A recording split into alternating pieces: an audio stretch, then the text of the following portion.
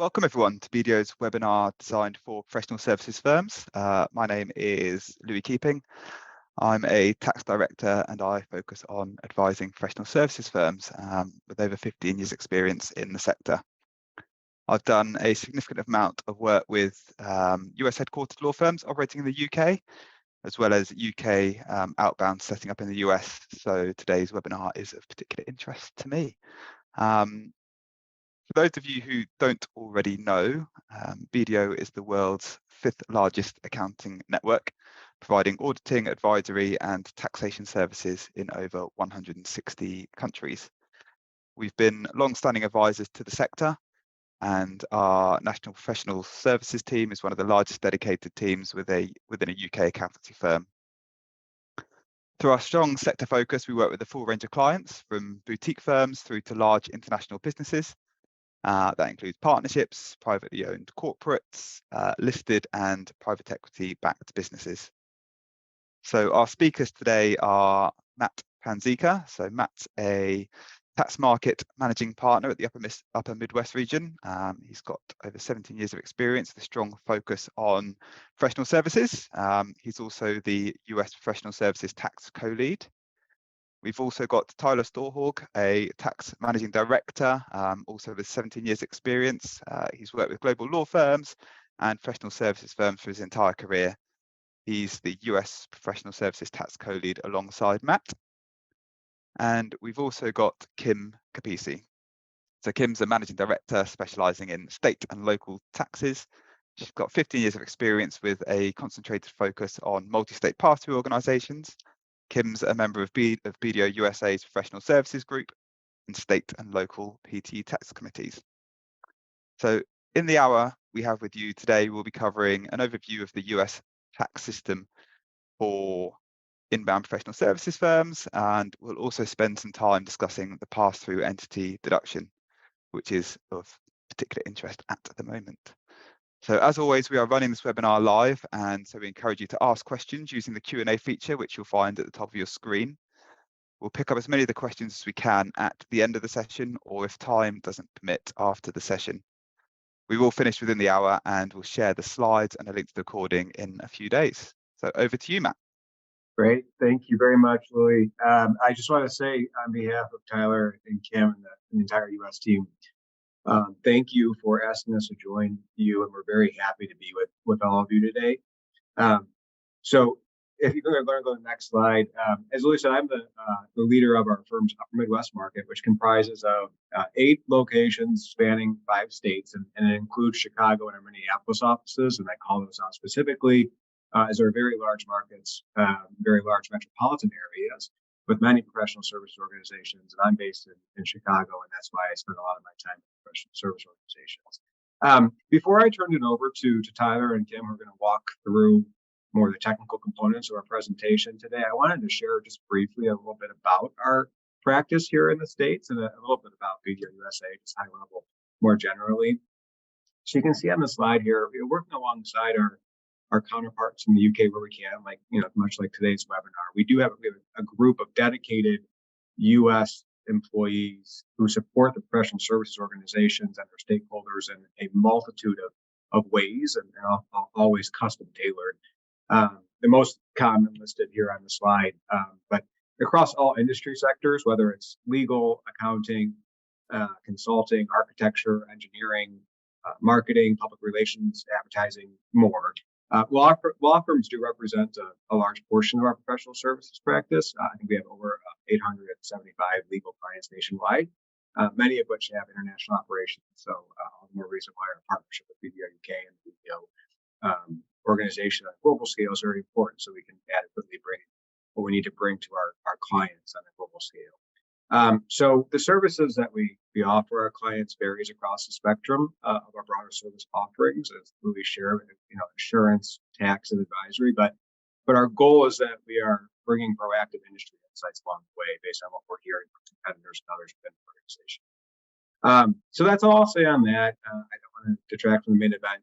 Just quickly on the next slide, this one's a little bit outdated as we've just finished our fiscal year ending April 30th, 2023, with about over 2.8 billion in revenues. But the key I'd like to highlight here is our presence across the country. We operate in almost every major metropolitan area, alongside a lot of professional service organizations. Many of you might have operations in these cities.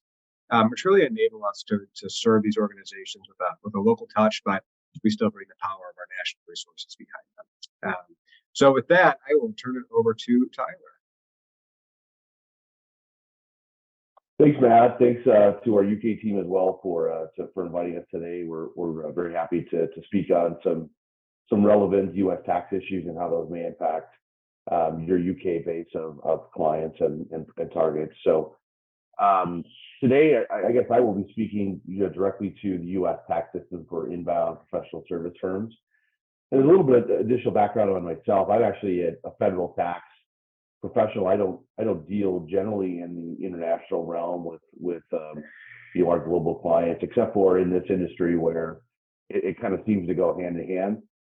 Where really, I'd say sometimes on average with my global law firm clients, probably 75% of our consulting and questions that come from our clients really deal with a lot of these issues. So it's maybe wasn't intended that I learned a lot of these rules, but they've kind of been forced upon me, and certainly think they're certainly interesting, and as far as what we can potentially do to kind of plan around them, and certainly help you mitigate risk as you're kind of navigating some of these issues.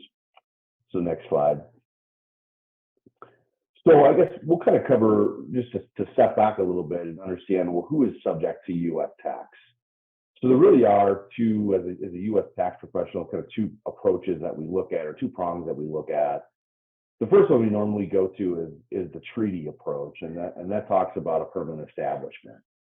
So the U.S. has treaties with almost every major country, certainly all the European countries, most of the Asian countries.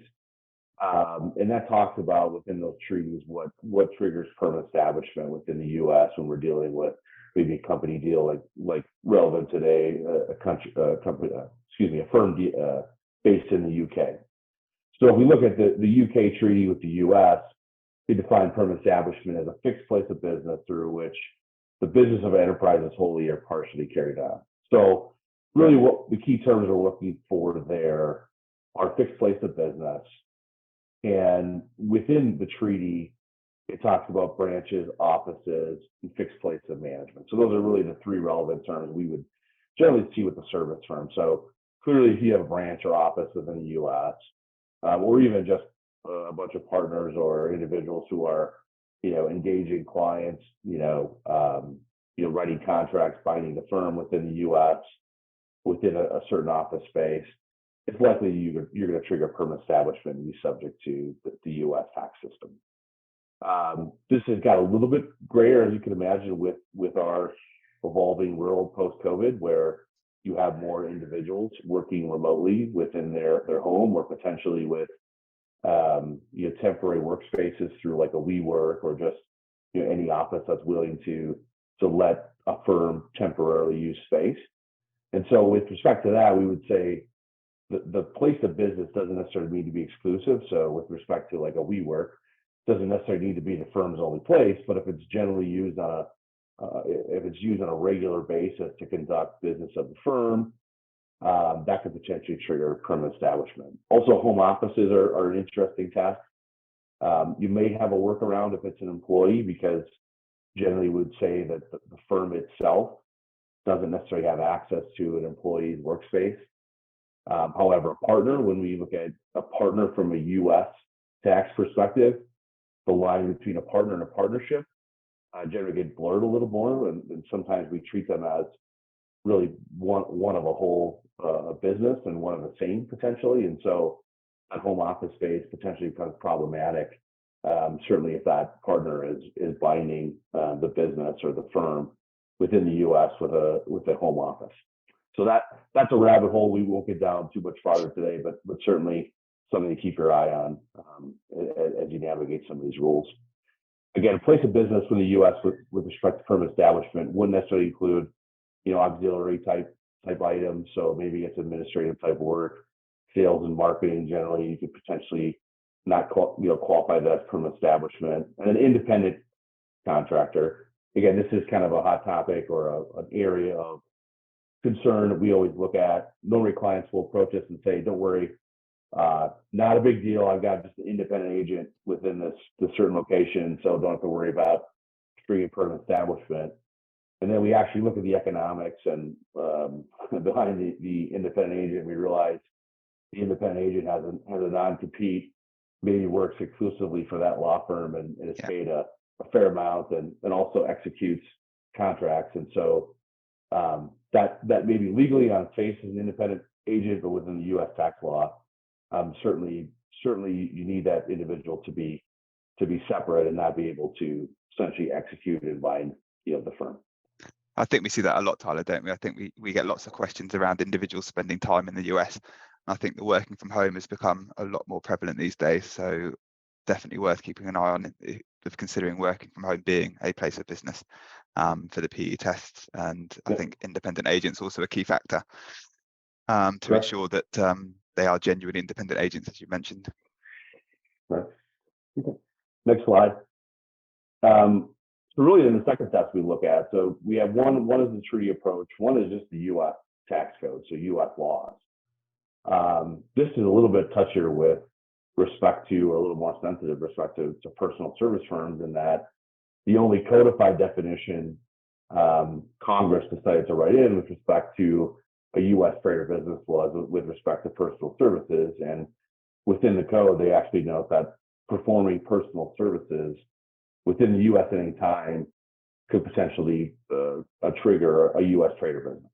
And so that, again, it certainly can be a little bit gray, as we know employees and certainly partners, when they're performing services within the U.S., it's always clear that they're, per se, performing services. Maybe they're here to talk to a bar association, or they're doing some other sales and marketing, and maybe they take a client call.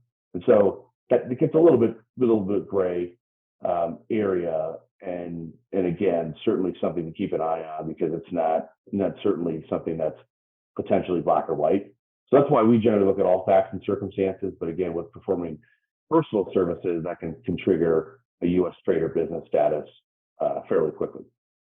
The question comes up, which overrides each other? That's maybe a question of, or a position of the tax practitioner. I think generally would say it's obviously easier to trigger the U.S. trade or business status, especially in the service world. If that happens, then we generally would go back to the treaty to see if there is some sort of treaty relief there with whatever country we may be dealing with, to see if there's a potential to say, maybe we triggered U.S. trade or business, but there's a treaty position to alleviate some potential filing requirements. So certainly if that happens, it's not a black or white case, and there are some additional filings and analysis that would need to be done in that scenario. But in general, I think a lot of times we find that if we meet one, we probably meet the other. And even some of the newer treaties have tried to kind of lessen the difference between these two tests. The next two terms I would cover, just as they relate to definitions, are effectively connected income.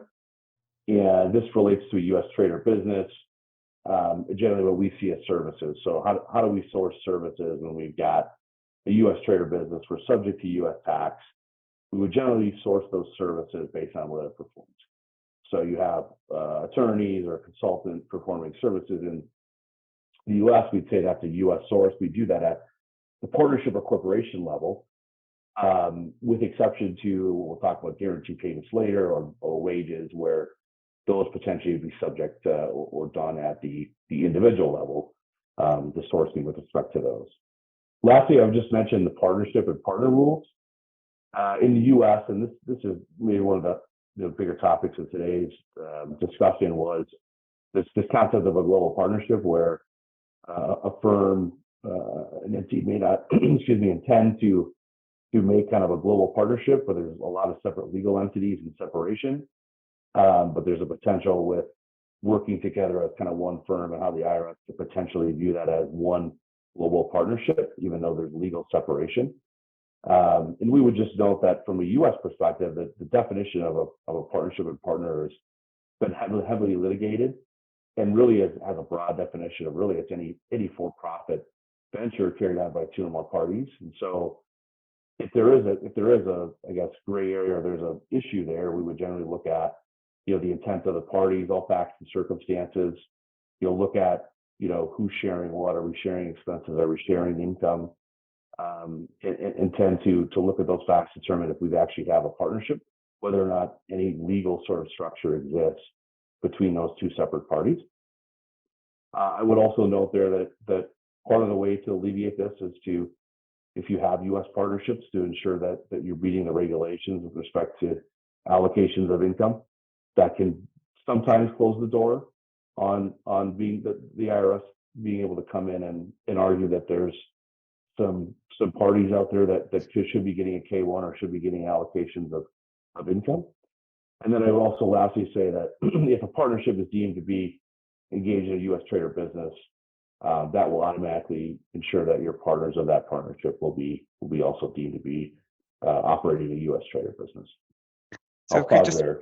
Yeah, if we just pause there for a couple of quick questions, I think, Tyler. So in respect of the US trader business exceptions, you mentioned the 90-day and 3K limit. So if you take a scenario where you've got a UK LLP with partners spending time in the States, is this a cumulative amount, or can each partner spend up to 90 days in the US? Yeah, and I actually probably glossed over that a little too fast there, Louis, so I appreciate you pointing that out. So this exception to the personal services task notes that the individual can be in the U.S. and provide services back to non-U.S. citizens or individuals while they're in the U.S. And there's a 90-day or $3,000 test, and so those are cumulative. Those are an annual test, and with respect to days and wages, it's cumulative. As you can imagine, the 90-day with respect to a lot of our, especially law firms, the 90-day test is likely irrelevant because they'll hit the $3,000 wage limit pretty fast. So it's once you hit either 90 days or $3,000 of wages, this sort of exception to the rule gets thrown out. So we do mention it because there are times where you can potentially get around that with the 90 days, but generally we see that $3,000 limit really becoming the threshold. Yeah, okay, that makes sense. So it's genuinely a bit of a minefield, isn't it? And it seems it's not just as simple understanding if the PE risk is created, and understanding if there's filing requirements in the States. I think what we can see is there's lower thresholds in place for kind of trade and business and effectively connected income. That's correct, isn't it? Yeah, that's true. That's very true. And like I said, I think some of the newer treaties have tried to adopt the ECI model where it kind of close that gap so that there isn't those situations where maybe you have a different result under either test. But certainly, if you trigger one or the other, I think it's obviously valid to look further, dig further, and determine what the filing requirements are within the U.S. At least, if nothing else, to document that treaty position with the U.S. To note that you're exempt from maybe more robust filings or bringing in taxation to non-residents because of the treaty. Yes, to get something in writing. So I guess kind of we see lots of our client base who will send partners across to the US and spend time in various states, potentially an insignificant amount of time. Activities kind of generally marketing, client entertaining, meeting their current clients. They're not really, some firms have got policies in place where they're not really permitted to undertake any charging work in the USA, and that could be done by monitoring their project codes, etc. Are there any key risks and issues here that might need to be considered? Yeah, again, I think it's a kind of a unfortunately maybe an employee or partner by partner analysis of what specifically they are doing, and maybe even industry wise, right? With maybe law firms are potentially a little bit clearer because there's a little bit more defined rules on where you can actually practice law, certainly between the U.S. and the UK and other European countries. And so for the U.S. and they're not per se licensed to practice law in the U.S.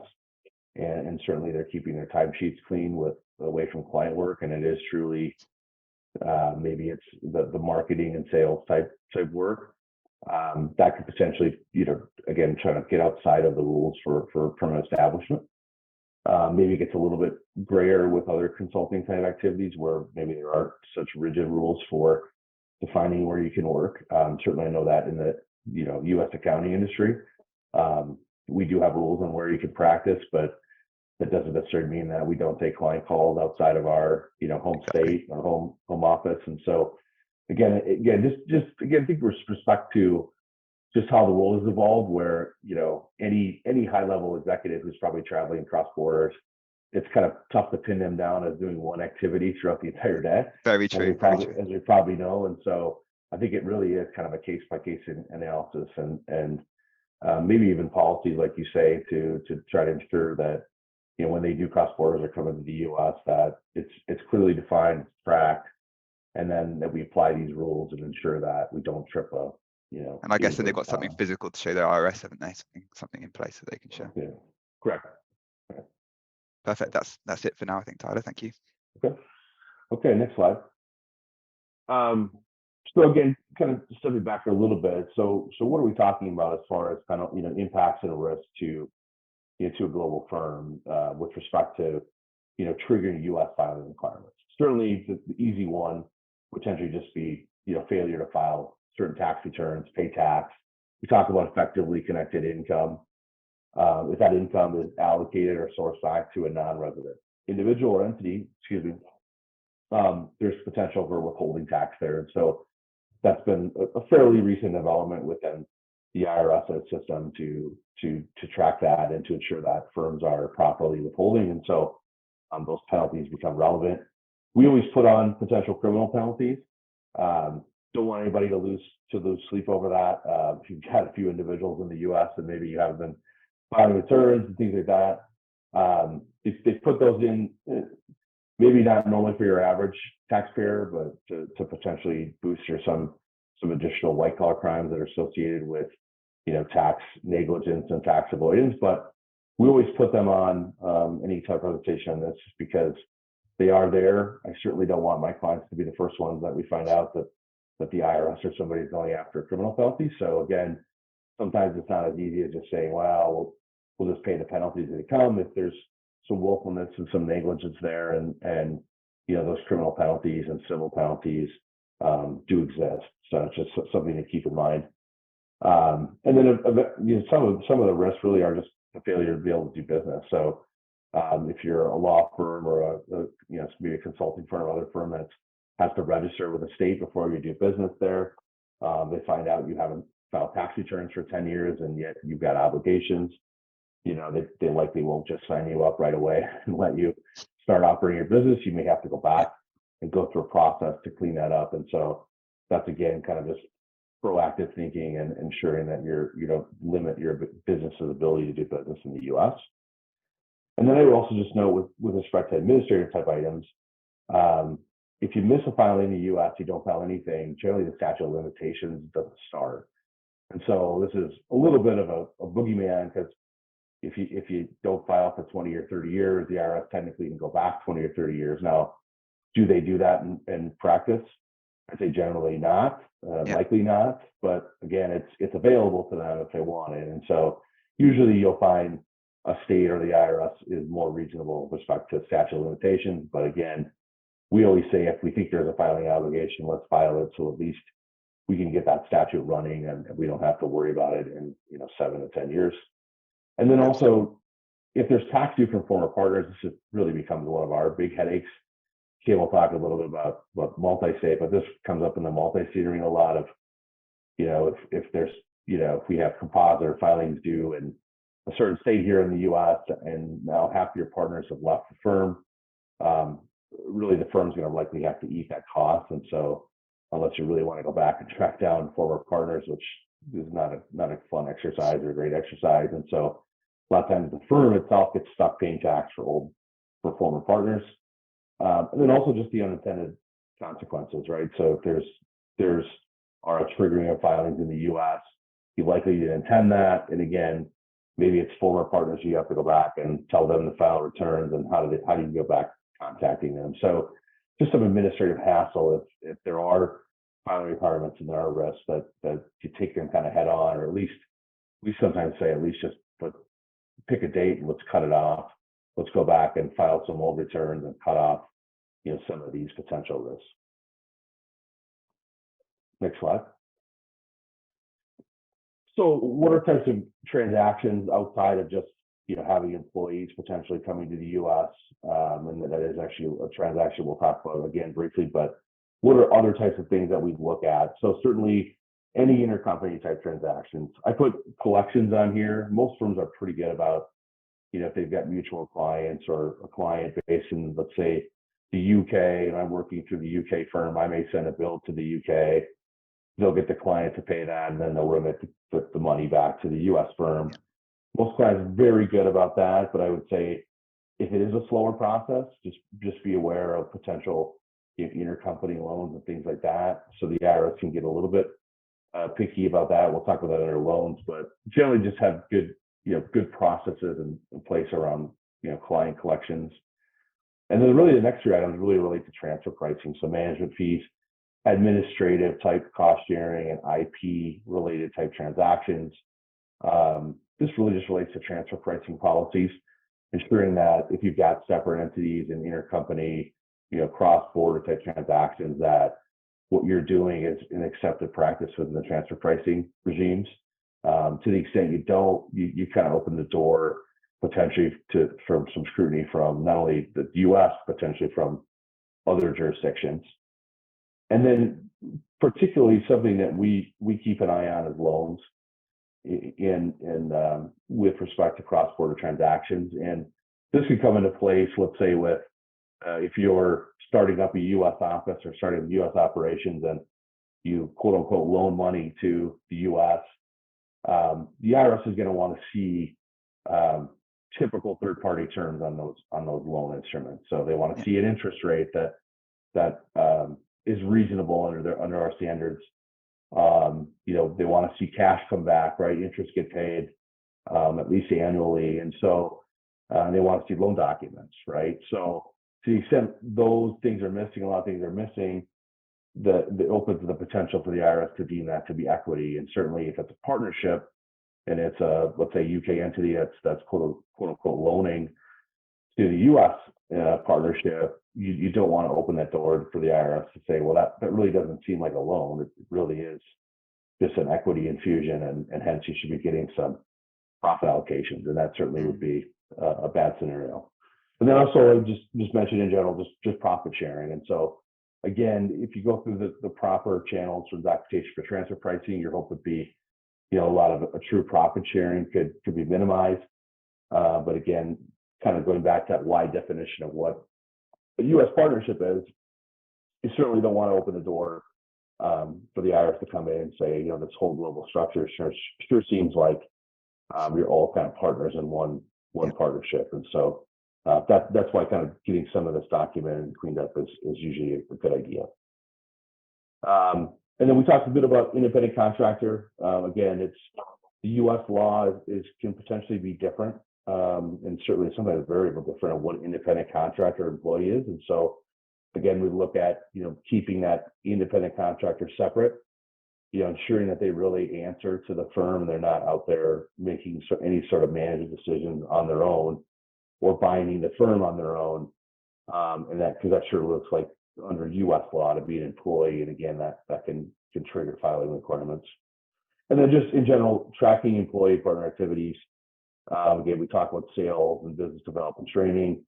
Those generally, again, you kind of look at the rules, would say if you do them right, you potentially avoid triggering any of the permanent establishment or U.S. trader business. On the flip side, you've got client service and management functions, and so those become more problematic when you're talking about triggering U.S. trader business activities. And this again, where it gets a little bit blurry in today's environment, because especially highly paid executives and individuals who are further up the chain and doing some more of the cross-border work, they may do all of these in one day, and so that's where it becomes particularly difficult to kind of track what they're doing on a daily basis. I'll pause there. No, I think that's all clear, Tyler. I think it's key to have your documents in place, especially transfer pricing. I think it's obviously very important to make sure you're recording what's right and what should be recorded in the right jurisdiction. So I think that's all clear. Okay, next slide. Well, Kim, do you want to talk a little bit about state income taxes in general and how they play into these rules? Yeah, definitely. I mean, it's not to complicate things even further here. You don't only have to contend with the US federal government, but you have 50 states and thousands of local jurisdictions that could potentially impose an income tax or some sort of filing obligation. And we really just wanted to go through kind of the general workings of US income tax here, and point out that certain federal protections are not always afforded in some states. So if there are treaty protections at the federal level, if the states have not separately adopted a similar treaty, you could potentially have a US state income tax filing obligation without having a federal US filing obligation. And I mean, if that doesn't just blow your mind, I don't know what, because the starting point for most US state income tax calculations is federal taxable income. And so if you don't have a federal taxable income starting point, you kind of have to back into that to prepare your state taxes. But kind of backing up, what does a state deem to be, how can they impose an income tax filing obligation? And they have this concept called nexus, and it's a minimum connection to a state. And again, to complicate things beyond belief, each state has a different definition and how they would assert nexus. Generally speaking, nexus is triggered by having people or property or operations within a state that would connect a business, a company, or an individual into a state, and therefore deem under the state rules an income tax filing obligation. And nexus can be established based on a permanent presence or a temporary presence. So kind of going back to the whole purpose of this webinar, if you have employees or partners traveling into a specific state, even for a limited time period, and those activities, not necessarily being, conducting legal work or trade or business work deemed at the federal level, even those minimum connections within a state could create nexus and an income tax filing obligation at the state level. Again, each state defines nexus differently.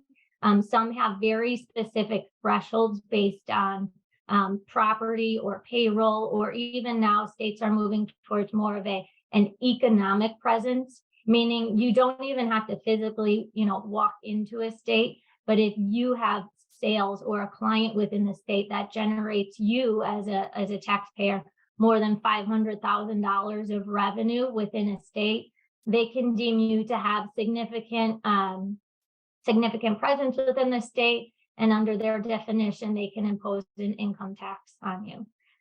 Again, going back to the starting point for state income taxes is the federal taxable income generally, and then you add on some modifications. Each state either decouples or conforms from several of these new federal acts, and they can do so independently and not always at the same time. So keeping track of all of the different state rules kind of further adds to the complexity in some of these state filings.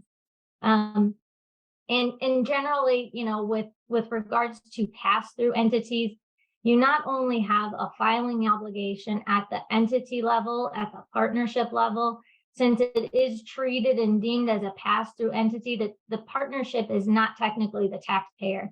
It's the individual owners or the owners above that are really the true taxpayers here. And so therefore, there is a filing obligation, obviously, of the entity, but then there's also the filing obligation of all of the owners.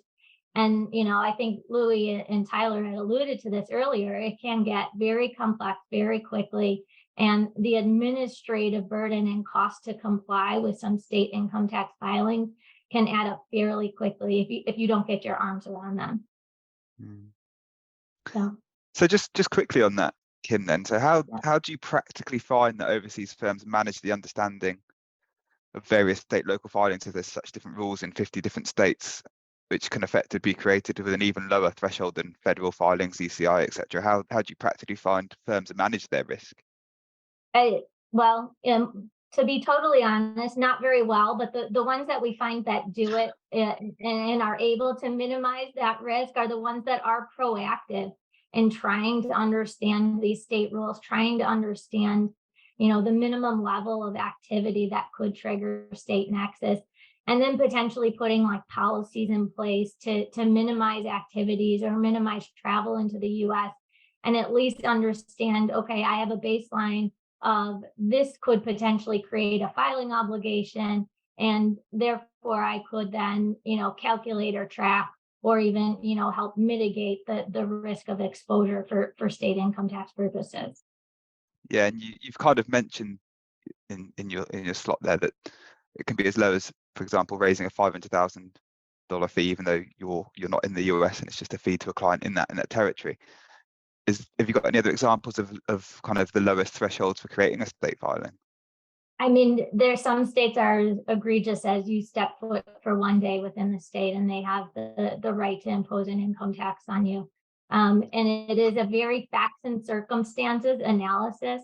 And, it would be nice if it was just a simple, you spend a number of days, or every state had some sort of, registered like bright line test with payroll, property, or sales. But they all like to do their own things, and that's kind of what keeps me employed here at BDO. So excellent, interesting, very interesting. Lots of risks to manage then. Thanks, Kim. yeah, I think we can move on back to Tyler to go through some of the potential different structuring options here.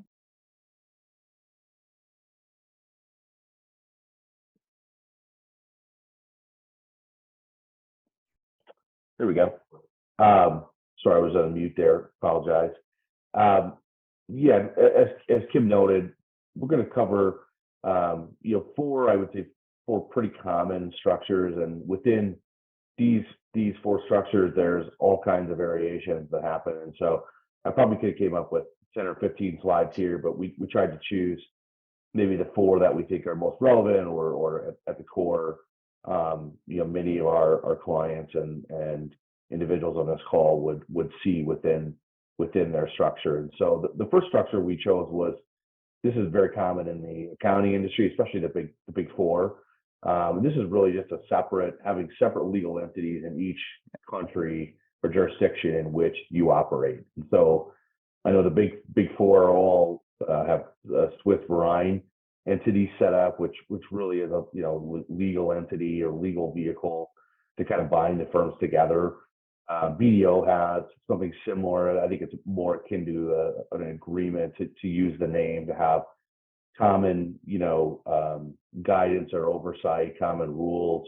Obviously, we're using the same trade name, all those good things. And so what that potentially helps do is kind of isolate the U.S. activity, right? And so we have individuals, let's say, who are UK tax practitioners or audit professionals, and we just need support, and they may come here and work and be employed by our U.S. partnership, and potentially even be a U.S. partner. That helps isolate their activities within the U.S. and vice versa. And so you have to worry a little bit less about kind of this activity tracking that we talk about. Some of the downsides there, obviously, you can see it in the accounting industry. You can pull up any of the various sites that cover accounting, and there's sometimes a lack of control with respect to separate entities, or where you don't have them in your legal ownership structure. They're part of this agreement, and they may operate differently, and that could become a potential problematic for just your brand name or firm. But also just partner compensation differences. So when you don't have that common structure, even though you try to maybe transfer price and do everything economically, you may end up with partners who are not compensated or not making as much cross-border. And does that become problematic, especially since a lot of times you're sharing clients, referring clients, all that good stuff. And so how do you potentially balance that out? So in this type of structure, we'll be looking for, as far as U.S. exposure, again, would kind of be those intercompany transactions. So are there transactions that are going back and forth between these non-U.S. entities that could potentially pull them and their ownership into, U.S. tax credits. So going back to loans, is there some sort of intercompany loan that we could deem to be equity in the U.S. partnership? And maybe the overarching one that comes up that we've never seen, at least I've never seen or heard of, been challenged by the IRS is like a profit share. So if the U.S. partner sends money purely as let's say a profit share to the UK entity or other European entity or whatever it is, could the IRS deem and say, well, it sure seems like you share the name, you share management, you share all that stuff. Are you guys all just one? Is it all just one partnership, even though it's legal, right? Like I said, the IRS and Congress kind of purposely left open a really wide definition of partnership, and so certainly that's something to think about. I don't know, again, if we've seen that litigated or practiced, but again, something to be aware of and keep your eyes out for.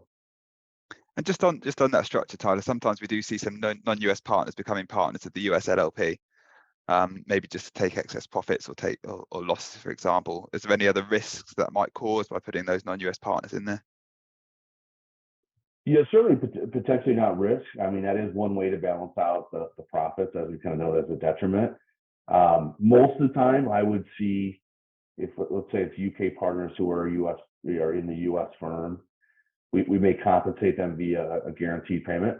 Yeah. And you can be a little creative on that. When it's guaranteed payment, it'll not necessarily be we say ordinary income or allocation of the business operations. They'll get a fixed salary throughout the year, and again, there's a little leeway there, and then you can base that salary off of prior year actual or anticipated actual, and maybe there's a bump, and certainly there's a little risk to that, the IRS treating that as a ordinary share, not guaranteed, but that guarantee then would source the income back to where the individual performs services. And so if that UK partner is in the UK majority of the time doing services, most of that could get sourced back to the UK, and he or she will pay UK tax on that. Yeah. If they stay out of the US, there'd be no US obligation other than potentially having those individuals filing US returns again to document that nothing is sourced to the US. Yeah. Okay. Next slide. This would be a more typical structure we would see here in the US. I know I worked with a number of firms that have had this type of structure, mainly because majority of their operations are based in the US, but essentially all global partners would be partners in the US LLP, or maybe they would form another entity above that to invest in, and then eventually it would invest in the US LLP. But we typically see this, and then you may have with respect to non-US branches, you'd have either a legal structure there or whatever would be common to practice, let's say law or whatever type of business we're in. They may need to form some sort of legal structure in non-US entities, and certainly other partners, and maybe required that there's a certain amount of local partners in that local owners in that structure. And so this again would be typical for a US firm. And going back to maybe Lou's question on how do you protect the foreign partners, in this case, again, generally you'd see a guaranteed payment in place for those non-US partners to help them avoid having to pay US tax. I will say again that firms kind of vary in what they do. Most of the time, we would say you should be filing US returns for those individuals just to document there's no US obligation, and certainly from a state perspective to ensure if there is a state obligation that we're paying that, it's probably generally pretty small. But again, that we're starting statute of limitations and addressing that. Certainly the pro here with this structure is that everyone's a partner in one partnership, and we can minimize those kind of global earnings issues amongst partners and jurisdictions. Certainly this could be the most complex, especially for non-US partners, and even for US partners. I know firms that have this. We're very close to Canada, so we see a lot of firms that get pulled into Canadian filings. The US partners do. They also potentially get pulled into, the UK is a very common one, obviously. And so they get pulled into various, not only states but countries across the world, and so it can be kind of a difficult structure. And I will say, I put a note here just regarding tax planning. I think from a tax practitioner standpoint, this just generally gives us the most opportunity to kind of tax plan what the right answer is for each entity and each structure. And so this gives us even though it may be the most complex, it may give us the best chance to sort of Best answer. best answer for all partners involved. Okay, next slide. Another similar structure, again, this would be for firms who are, the majority of their operations are outside the U.S. We would generally see them invest in the U.S. through a blocker corporation, so something to sort of block that income and not pull in their non-U.S. partners. Again, it may be more 50-50 here, where we do see firms that that they're willing to invest in the U.S. without having that blocker corporation, and essentially just subject their foreign partners to U.S. tax if applicable, or a guaranteed payment or something along those lines. What obviously the blocker does, again, it kind of helps isolate that income, helps reduce exposure to non-U.S. partners. The blocker has a lower tax rate potentially, depending on what you do with that money. If it pays just U.S. corporate tax and it leaves that money here in the U.S. to help develop the U.S. side for a long period of time, then certainly it's got a very low tax rate. And obviously, you can imagine the difficulty here is getting that money back, back to, let's say, Europe or Asia, wherever the main investment's coming from. And so moving that cash, again, probably a tree position potentially to look at, how you move that cash kind of back offshore, if you will, if that's the intent of the firm. Tyler, I would just add in, this is probably one of the common structures I see to help minimize and mitigate the U.S. state filings for the foreign owners and the foreign partners, because the filing at the blocker corp will then eliminate the need to file U.S. state tax returns for the non-U.S. owners. Yeah, and that kind of answers my question. I think a lot of my clients are worried about the state filings. So they're looking at structures outside the partnership world, which can mitigate local state filings, which is going to have a burden, but obviously can be more expensive to repatriate profits back to the UK. But there needs to be some kind of trade-off, and I think firms can work out the costs associated with that. Yeah, and I also, interestingly enough, there's a structure out there that would be similar, maybe not even for a non-U.S. partner, but also we call low state income tax jurisdiction. So we could potentially see this where not only do the non-U.S. partners want to have some sort of blocker, the U.S. partners who are, let's say, in states like Texas, Florida, Washington, which can have some pretty big, which have big cities and big law firm and other type of professional service communities. Those partners sometimes will want to form a corporation like a blocker corporation, and then essentially pay themselves W-2 or wages from that blocker corporation to minimize their state footprint. And so those state taxes that they otherwise would be subject to if they're just a normal partner in the U.S. LLP, now they can sort of recharacterize those up a tier in a corporation, convert those into wages now that get sourced within each state at the based on where they perform services. And so that's another, I guess, I would say common, but was a structure that came about kind of before this PTE tax is being proposed. And I know a few firms out there have proposed it and even executed on it to try to limit maybe just some of the complexity that goes along with all the state filings. Okay, next slide. And then really the final structure here, I know we had some discussion about, hey, those sales and marketing activity and how they can kind of bleed into potentially, activities that do create nexus. And so, some firms that don't necessarily want to long-term be in the U.S., that maybe there is just a need, again, to kind of market, potentially get clients, overseas, to use them for overseas transactions or whatever it may be. to help kind of isolate the risks that are associated with that is purely just setting up maybe a sales and marketing corporation within the US. And so again, just a way to facilitate if let's say you have an individual that wants to come here, help market the firm to try to, sell business back to the main operations, which are non-US, setting up this entity to employ those individuals, again, to kind of isolate the potential federal and state implications that may come along with that activity. And again, we say in general they shouldn't have any sort of nexus creating or excuse me, they shouldn't have any sort of permanent establishment creating activities. But again, it's difficult to then say, to turn around and say, well, it doesn't create per se, nexus. And so that because of all the complexities that come along with those types of activities, just sort of isolating an activity into one corporation where you can again kind of contain that is usually beneficial for certain firms. Perfect. Okay. Thank you. Okay, next slide.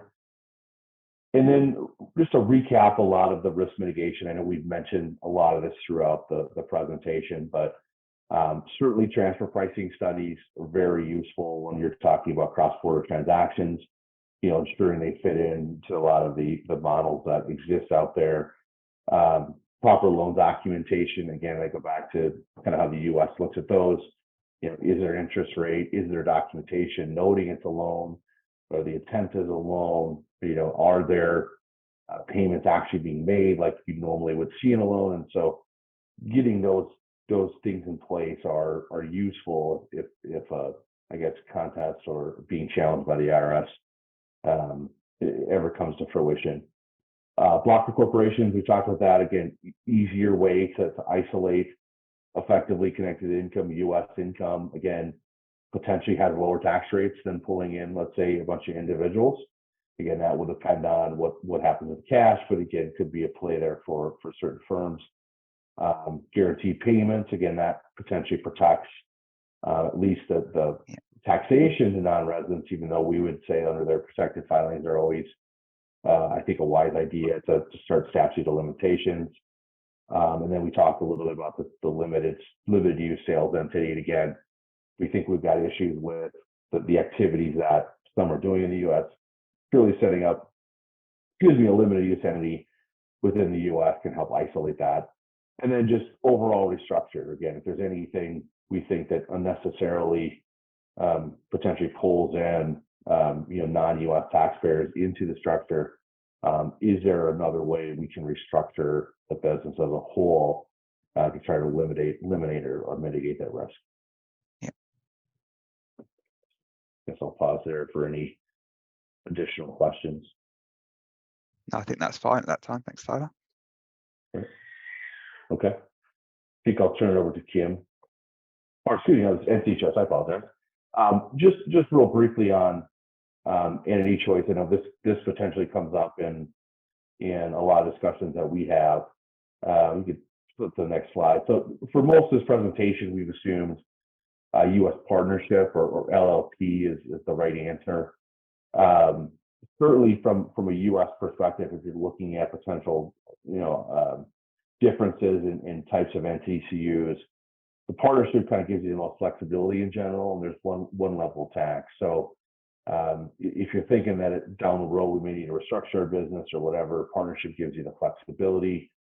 And again, if you want to move cash around, the partnership generally is your best operations, because moving cash out of or assets out of the partnership generally doesn't trigger any sort of liability. Certainly, detriments we talked briefly about is the complexity of the filings that occurs with partnerships. Certainly, the multi-state activity can really pile up. And then again, we'll talk a little bit about PTE taxes here, but regardless of I should say regardless, but at the moment, there's still potential to not be able to realize your full state tax deduction with respect to a partnership, and so that becomes somewhat problematic. Although that we'll talk about PTE tax and how that is hopefully gradually going away for a lot of our partnerships. Next slide, and really the alternative in the U.S. would be a C corporation. There are what we call S corporations. in the U.S., and those function a little bit like partnerships. We did include discussion on those because, again, they're similar to kind of a hybrid entity, but they're kind of limited on who can actually invest in an S corporation, be an owner, and certainly non-resident individuals and entities are one of those entities. So we've kind of slide away from that. So really, it's between partnership and C corporation, and again, the benefits for a C corporation, on the contrary to partnerships, certainly the less complexity in filing. So we do the filings once. There's no flow through. We don't pull in, a bunch of partners having to file in state jurisdictions. We kind of guarantee that there is a state tax deduction within the C corporation, and then again, potential lower tax rates depending on what you do with that money. If the money's there to continue to grow the U.S. business and you keep reinvesting it, we have a 21% corporate tax rate here in the U.S., and so that's a potential upside to having a corporation in place. Certainly the downfalls are the double tax. So if you need to move that cash around, back offshore, it becomes expensive. It could be expensive. You're kind of relying on trees potentially to get out of the withholding or lower tax rates. Certainly moving assets around in the future can become problematic if you distribute assets out of a corporation. You potentially trigger like a sale or exchange or a gain. So certainly something that we're aware of. And then also just the risk the IRS can reclassify compensation as dividends. And so there's actually a fair amount of case law out there where service firms or even medical providers is actually one of the landmark cases where essentially they would pay themselves all compensation and W-2 wages to avoid having to pay the double tax as dividends. And the IRS said, no, some of your compensation needs to be dividends. And so trying to plan around not paying dividends can be problematic again from a cash standpoint. So again, lot to digest there, but just a general overview of kind of the decisions we would make of looking at what the right entity choice is. Thanks, Tyler. Really, really useful. Lots to think about again. I guess Kim got a couple of minutes just for a whistle stop tour on passive entity tax, if that's okay. Right. Yeah. So if you want to move to, I think maybe the last slide would be the most helpful. So the pass-through entity taxes were born out of the Tax Cuts and Jobs Act, whereby at the federal tax level, so that the IRS limits the amount of state tax expense an individual can deduct on their return to $10,000 at the state taxes. And with, that includes income taxes, real estate taxes, and the like. And so those add up fairly quickly. And when you have a multi-state partnership, that benefit, their income is spread across multiple jurisdictions. They have to pay taxes in multiple jurisdictions, and they were not receiving the full benefit of the federal deduction. And so this is what the state tax, the PTE taxes were born out of as a sort of workaround to this federal cap, and whereby the pass-through entity elects to pay the tax at the entity level on behalf of the owners and gets a deduction on the entity's tax return, thereby passing through the deduction to the ultimate taxpayers and lowering their federal taxable income. I know it seems, fairly insane to elect to pay a tax, but there are federal tax benefits to doing this, and the mechanics of it are through these state elective taxes. And we are seeing a lot of our clients jump on this bandwagon and feeling that if they're not making these elections, they're leaving money on the table for their pass-through owners, and that they're almost demanding that the pass-through entity make these elections. And, it's not just smaller clients. We have very large, professional service firms that are taking advantage of these elections. That said, they are very complex and nuanced by state, and therefore there are some very robust analysis that needs to go, you need to go through before making a decision to make one of these elections. And I believe we kind of walked through some of those issues on the previous slide, but I thought showing the map of all of the states that have enacted these pass-through entity level taxes would be a better picture to end with here. And I know we are running out of time. Louis, maybe turn it back to you if there are any, closing remarks or questions. No, I'm just conscious of time, but I think that's a lot to think about. I think that's a really useful session, especially for the professional services market out there. I think lots to consider. I think potential lots of pitfalls and risks that people might not be aware of that hopefully they are now. Lots of ways that we can support and help you get policies in place or make sure you're being compliant in the US, because it sounds if you're falling foul of that, there's lots of admin that we required, partner filings, penalties, etc. So please do let us know if you want any assistance supporting you. Hopefully you found that session useful. Thank you very much to Matt, Tyler and Kim for being our speakers today. We'll circulate the slides and recording of this webinar in due course, hopefully kind of by next week, I would have thought. And we hopefully will see you all for our next session in October, which is on employment tax and global mobility. Thanks to all. Many thanks. Bye now. You.